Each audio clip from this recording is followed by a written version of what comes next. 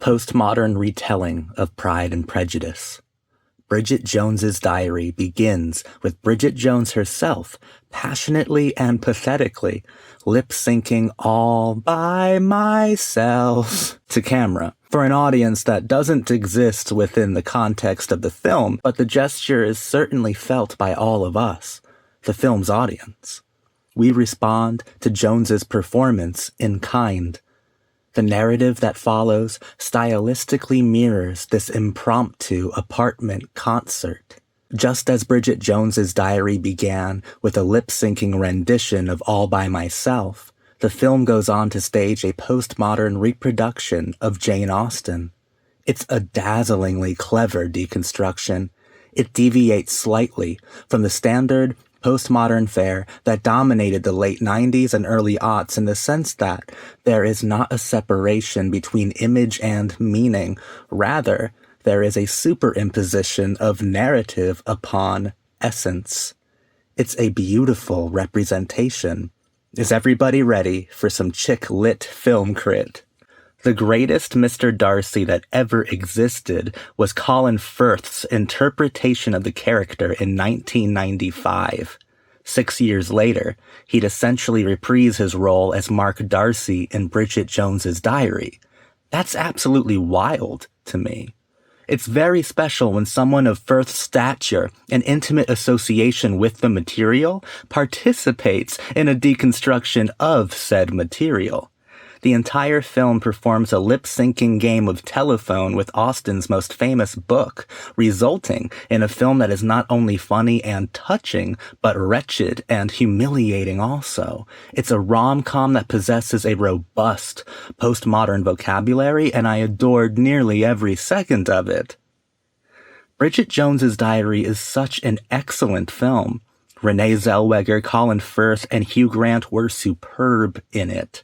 Zellweger absolutely shocked me. She was a brilliant actress. I felt as if I personally knew Bridget Jones, like I knew her. Zellweger made her feel extraordinarily real to me. Colin Firth's Mark Darcy was just as complex and desirable to me as his 1995 portrayal of Mr. Darcy was. There's an ever-present commitment to comedic timing within Firth's performance, but the confused passion of Mr. Darcy is still there within Mark Darcy. Hugh Grant was a laugh riot, deplorable, narcissistic, and slimy. Hugh Grant was an incredible fuckwit. It's without a doubt one of the most interesting rom-coms of the 2000s. What it achieved is beyond impressive. It's a postmodern retelling that did such a good job expressing itself that it not only started to redefine the original story, but it even managed to outpace it. The film's composition was all about focus. Director Sharon Maguire kept the film's integrity concentrated on a clearly telegraphed layout. It was a concentrated arrangement of images, jokes, and themes. Bridget Jones's Diary was marvelously put together, and the film is both powerful and hilarious. The film's often raunchy comedy bolsters its power by finding relatability through timeless embarrassments. When you superimpose Pride and Prejudice over the ethos of modern romantic comedies, you establish virtuosic compatibility. Bridget Jones's Diary is about an endlessly entertaining conversation between narrative and essence. The chemistry felt between Bridget Jones and Mark Darcy reflected the chemistry of its own framework, of its content, the chemistry of narrative and essence. It's a charming film that's very funny and likable.